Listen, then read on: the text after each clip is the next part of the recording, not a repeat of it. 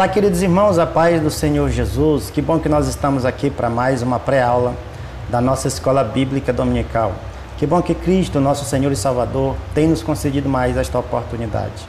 Eu sou o professor Márcio, membro da Assembleia de Deus, Ministério Missão em Parauapebas, no Pará, e nós estamos aqui para publicar a segunda lição da classe de adultos, onde tem como tema Quem era Jó.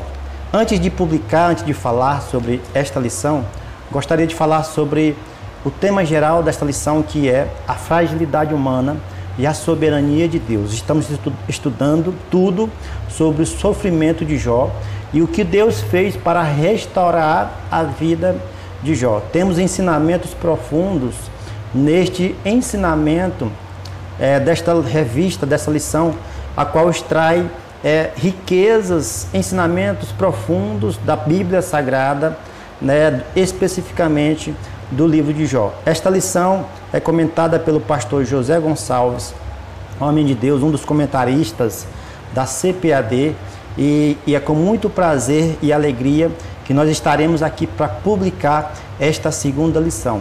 Eu sou membro da Assembleia de Deus, Ministério Missão em Parauapebas, no Pará, e eu já convido a você que não é inscrito, que não esqueça de se inscrever no canal, curtir os nossos vídeos, compartilhar com seus amigos, fazer com que a palavra de Deus possa ser alcançada por mais pessoas, tá bom? Nesta lição nós temos aqui como textuário Jó capítulo 1, versículo 1, que diz: Havia um homem na terra de Uz, cujo nome era Jó, e este homem era sincero, reto e temente a Deus, e desviava-se do mal. A verdade prática vai dizer: quem zela por um caráter irrepreensível obtém testemunho acerca de sua integridade. A leitura bíblica em classe está em Jó capítulo 1, versículo 1 até o versículo 5. Os objetivos específicos são mencionar que Jó procurou viver de forma íntegra e justa. Segundo, citar a prosperidade de Jó como consequência do favor de Deus.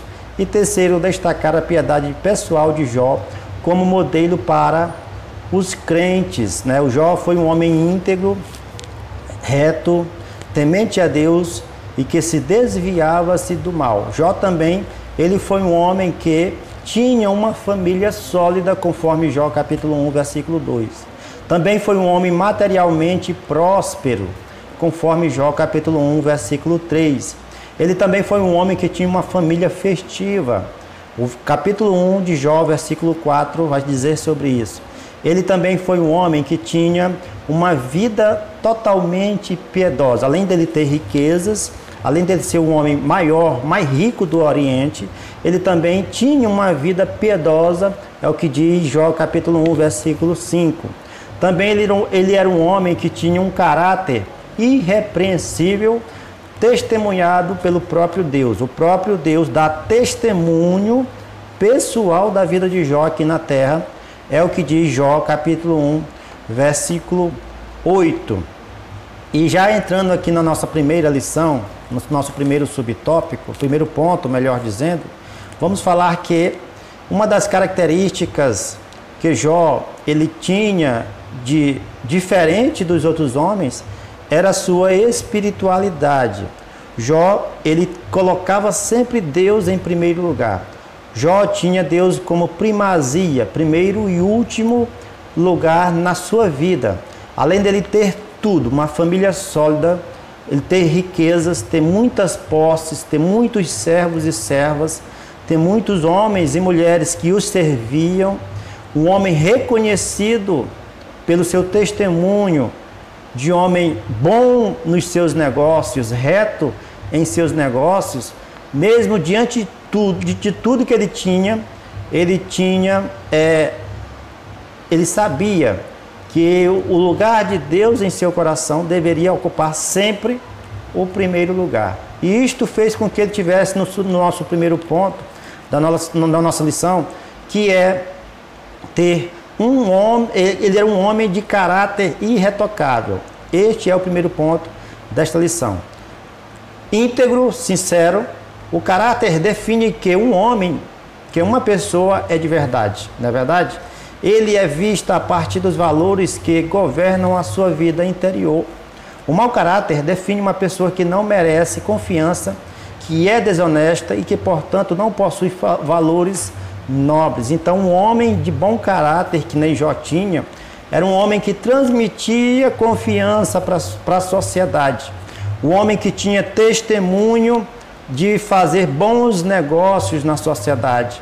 O homem que, além da confiança e de acreditar 100% em Deus, ele transmitia esta confiança para a sociedade e era transparente para com os homens, para com as pessoas que estavam ao seu redor.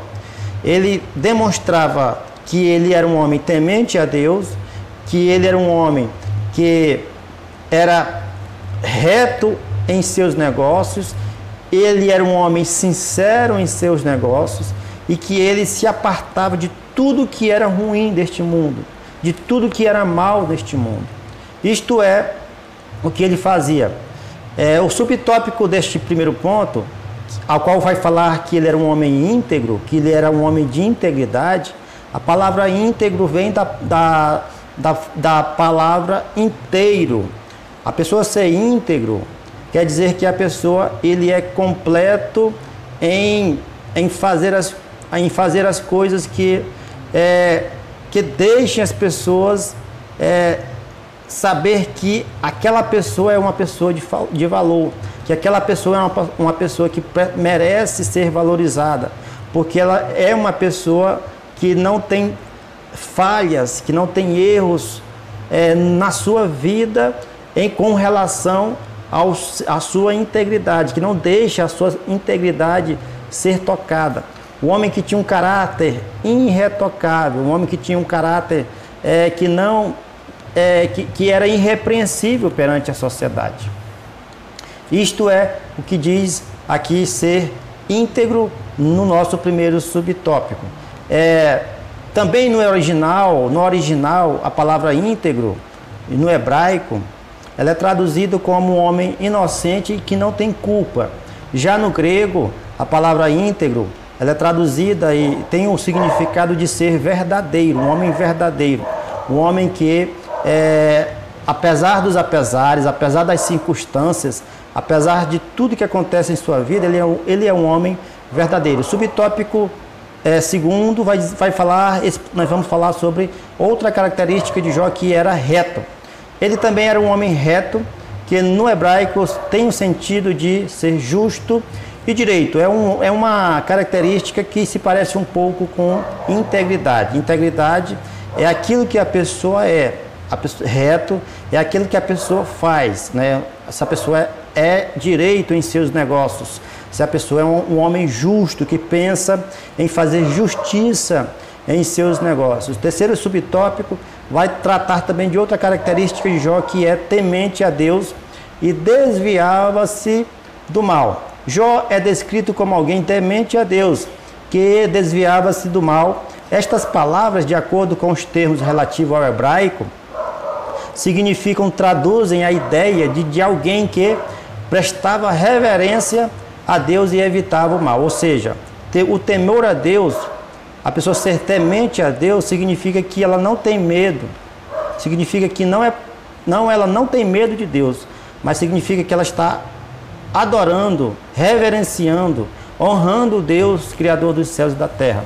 Haja vista que nós sabemos que tudo que nós temos aqui na terra foi o nosso Deus quem nos deu, foi o nosso Deus que permitiu que nós estivéssemos. Então, através deste sentimento e saber que todas as coisas pertencem ao Senhor, o temor ao Senhor nos leva a reverenciá-lo, nos leva a adorá-lo, nos leva a honrá-lo.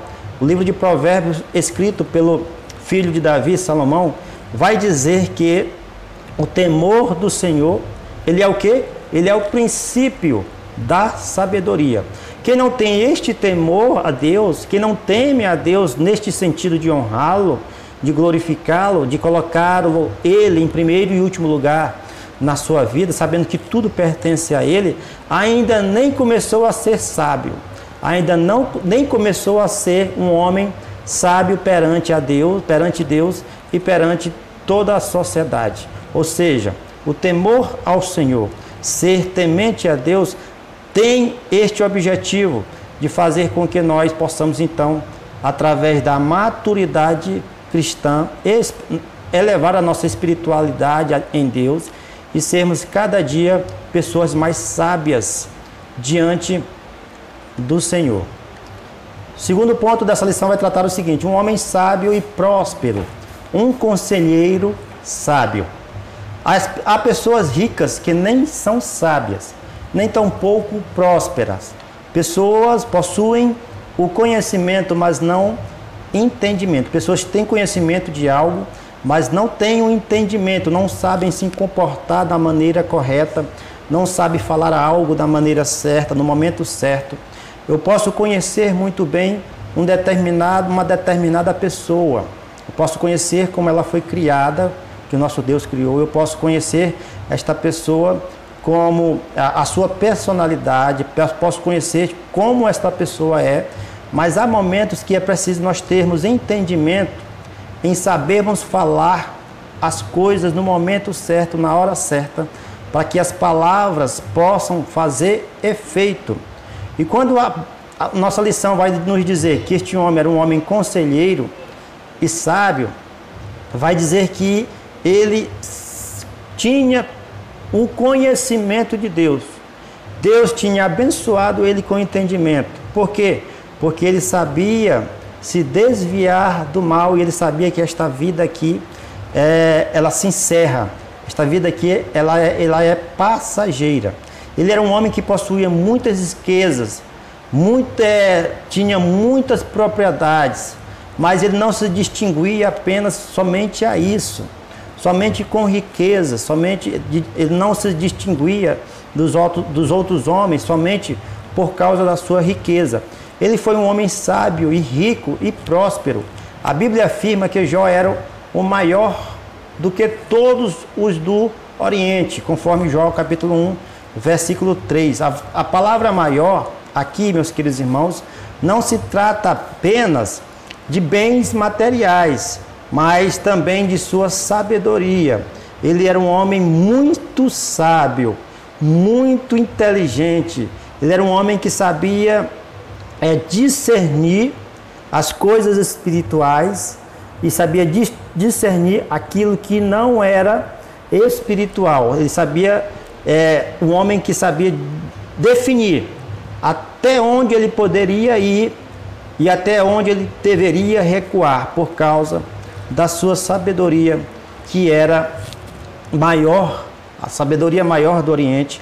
E que, irmãos, o homem ter sabedoria, ele pode ficar pobre em um dia, mas de um ano depois, com a sabedoria que Deus dá, ele pode então conseguir todas as coisas novamente, através da sua maneira de agir, da sua maneira de tratar os negócios, da sua sabedoria que Deus entrega a cada um de nós.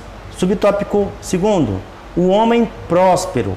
O homem de Uz não era apenas rico, mas sobretudo próspero. O texto sagrado destaca que, além de sua esposa, ele tinha 7 filhos e 3 filhas. Ou seja, ele era um homem próspero. Prosperidade aqui, meus queridos irmãos, a palavra de Deus vai nos dizer que não é apenas no sentido de ter muito dinheiro, no sentido de ter muita posse. A palavra prosperidade na Bíblia tem um sentido mais inteiro, mais completo.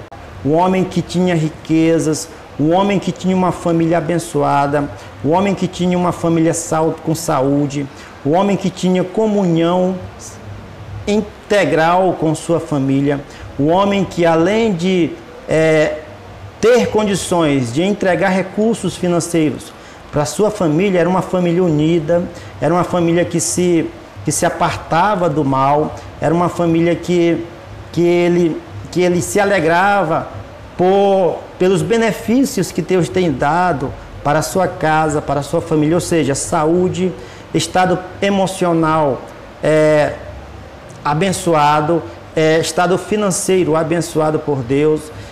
estado psicológico também próspero diante do Senhor, porque eles viviam em união, eles viviam em comunhão, e eles adoravam a Deus em unidade, em família, ao ponto da nossa leitura bíblica em classe nos dizer que Jó, pelo cuidado que ele tinha pelos seus filhos, ele fazia sacrifícios. Jó capítulo 1, versículo 5, ele fazia sacrifícios na madrugada por cada um de seus filhos, pensando que porventura eles blasfemaram no seu coração contra Deus. Ou seja, olha só a intenção de Jó, o cuidado de Jó para com os seus filhos, para com a sua família. Ele pensava que eles poderiam então blasfemar em um determinado momento contra o Senhor, e ele já se preocupava com isso e sacrificava na madrugada, pensando já na restituição e na restauração dos seus filhos. A palavra de Deus não está dizendo que os filhos dele eram homens que viviam na prática do pecado, mas está dizendo que porventura, talvez, Jó estava já deduzindo em seu coração que talvez eles tiveram algum pensamento errôneo, algum pensamento pecaminoso diante do Senhor, então ele já exercia esta prática de sacrificar ao nosso Deus, para que eles pudessem já neste momento alcançar o favor de Deus diante do nosso Senhor. Terceiro subtópico, uma prosperidade baseada no ser. Jó, portanto, possuía um grande patrimônio e uma bela família. Sua prosperidade se refletia na relação harmoniosa entre sua família, seus negócios e, sobretudo, Deus. Não era uma prosperidade estabelecida somente no ter, mas somente no ser. O ter vem do verbo estar, é temporal. O ser vem do verbo ser e é um estado permanente. Ter, eu posso estar de um jeito, mas eu sou de outro jeito. O ser remete uma ideia, meus queridos irmãos, de um estado permanente. Jó era um homem que tinha sua prosperidade baseado, segundo o terceiro subtópico, no ser. Ou seja, ele tinha uma vida harmoniosa, sobretudo em primeiro lugar com Deus, em primeiro lugar com o Senhor. Ele tinha essa vida harmoniosa com o Senhor, e esta vida refletia, fazia com que ele tivesse a necessidade, entendesse a necessidade de também ter uma vida harmoniosa entre sua família. Haja vista que a palavra de Deus nos diz que se nós não estivermos em acordo, até mesmo com a nossa própria esposa, até as nossas orações são interrompidas. A vida harmoniosa familiar é necessária para agradar o coração de Deus. E Jó percebia e Jó sabia dessas condições. Por quê? Porque o maior patrimônio que Jó tinha não era riquezas, não eram seus bens, não era sua posse, mas sim a sua família. Nossa família é o nosso maior patrimônio, a qual Deus tem nos entregado. Terceiro ponto, um homem de profunda piedade pessoal, um homem dedicado à família. O primeiro capítulo de Jó diz: iam seus filhos e faziam banquetes em casa de cada um no seu dia, e enviavam e convidavam as suas 3 irmãs a comerem e beberem com ela, conforme Jó capítulo 1, versículo 4. Aqui está dizendo que eles eram os irmãos, filhos de Jó, eles tinham este costume de reunirem nas suas casas, cada um em sua casa, um determinado período para festejar, para se alegrar, para comemorar esta união familiar, para comemorar estas bênçãos que Deus tem derramado sobre a vida do seu pai, sobre a vida da sua família. Aqui, meus queridos irmãos, eles faziam banquetes, não eram banquetes que eles se entregavam a bebedices, eles se entregavam a comemorações que não eram feitas de acordo com a vontade do Senhor, mas eram comemorações feitas dentro do ambiente familiar, ou seja, comemorações que comprovavam a unidade e a união da família, né, em todos os aspectos. Eles convidavam as suas irmãs, as suas 3 irmãs, e comemoravam em suas casas, comemoravam a cada um em suas casas, mostrando aí que Jó, ele era um homem dedicado à sua família. Segundo ponto, subtópico, vai dizer, um homem de moral e piedade. Jó foi um homem que possuía uma forte moralidade e uma sólida espiritualidade. Além do seu caráter irretocável, o texto deixa claro que ele tinha uma vida piedosa, conforme Jó capítulo 1, versículo 5. A piedade é uma demonstração de amor ao próximo. Jesus falou que nós devemos então amar a Deus sobre todas as coisas e ao próximo como a nós mesmos, como a ti mesmo. E a piedade é um exercício de amor ao próximo, provando aí que é possível, meus queridos amigos, irmãos, passam isso para os seus professores, ser um homem próspero, ser um homem rico, ser um homem que tenha muitas posses, mas também ser um homem piedoso, totalmente piedoso para com as pessoas, que demonstre este amor para com as pessoas. Ser um homem que tenha posses e que ajude as pessoas também nas suas necessidades. Ou seja, é possível ter dinheiro e não se corromper com o dinheiro. Timóteo vai dizer que o pecado não é em ter dinheiro, mas no amor ao dinheiro, que é o princípio do mal, que é o princípio da corrupção, que é o princípio que faz com que o nosso coração seja corrupto. O amor em ter a cada dia mais dinheiro. Isto prova aqui, meus queridos irmãos, que Jó, além de tudo, era um homem piedoso também, mesmo tendo riquezas, sabendo que Deus estava abençoando a sua vida.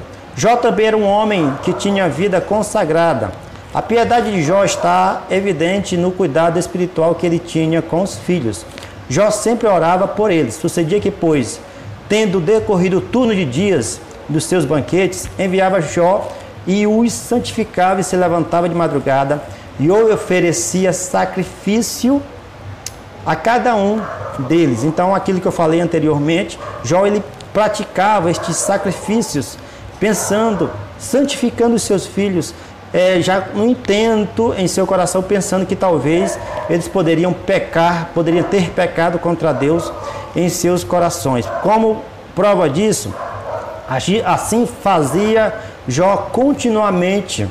Como sacerdote do seu lar, Jó cumpriu o ritual do culto em favor de sua família.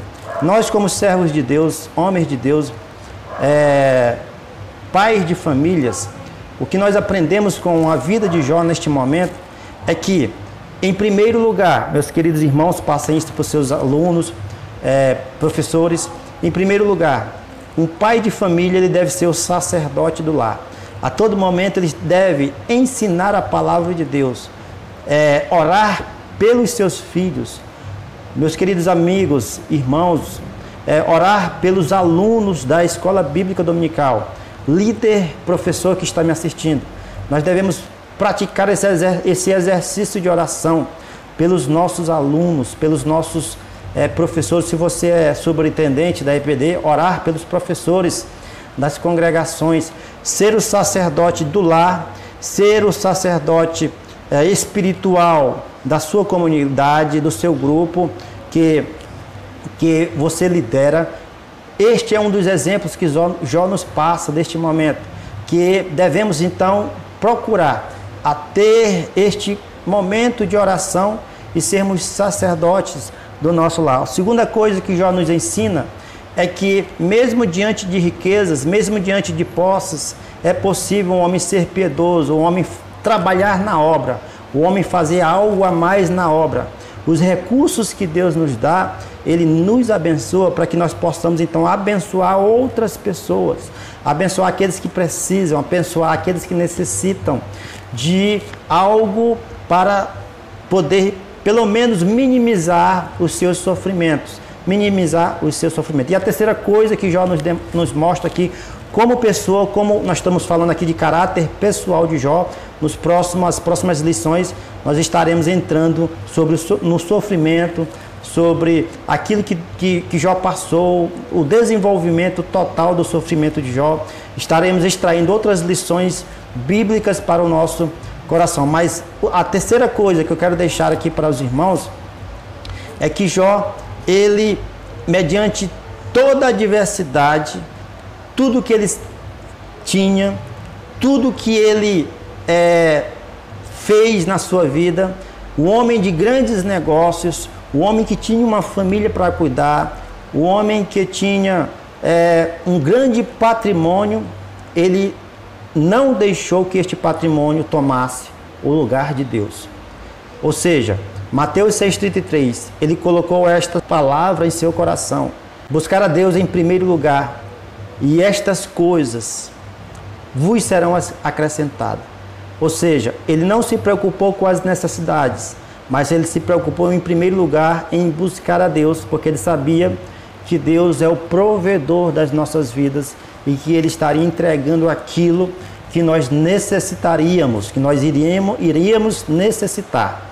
Ou seja, entregue a sua vida a Deus, confie totalmente a Deus. Meus queridos irmãos, alunos, professores, que nós possamos aprender com estes momentos, estes princípios que Jó tem nos passado, para que nós possamos acreditar e confiar ainda mais, a confiar no nosso Deus, para que a nossa vida possa ser abençoada. Nós adoramos a Deus pelaquilo que Ele é e nós louvamos pelaquilo que Ele faz. Obrigado por vocês terem chegado até aqui. Se você gostou desta videoaula, não deixe de curtir, de compartilhar, de se inscrever no canal, publicar nas suas redes sociais, para que mais pessoas possam ouvir a palavra de Deus e aprender juntamente conosco essas lições preciosas vinda da parte do Senhor, tá bom? Fiquem todos na paz e até a próxima aula, se Cristo nos permitir.